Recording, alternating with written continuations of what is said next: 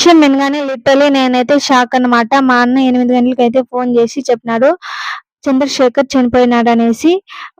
మా ఊరు పక్కలో ఉన్న కాలువ దగ్గరికెళ్ళి స్నానం చేస్తూ ఉండగా ఒక్కసారిగా వాటర్ ఫ్లో ఎక్కువ అవ్వడం వల్ల చనిపోయినాడనేసి చెప్పినాడు.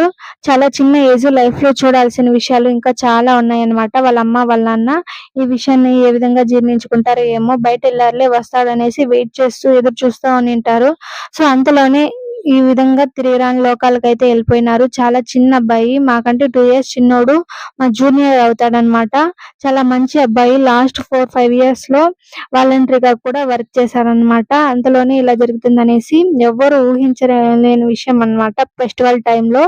సో, వాళ్ళ అమ్మ, వాళ్ళ నాన్నకి అతను లేని లోటు ఎవరు తీర్చలేరన్నమాట. ఒక్కగానొక్క కొడుకు ఇలా అయిపోతాడనేసి ఎవరు ఊహించలేదు. సో, ఏదైతే ఏముంది అతను తిరిగి రాని లోకాలకైతే ఎళ్ళిపోయినాడు. రెస్ట్ ఇన్ పీస్ తమ్ముడు. నీ ఆత్మకి శాంతి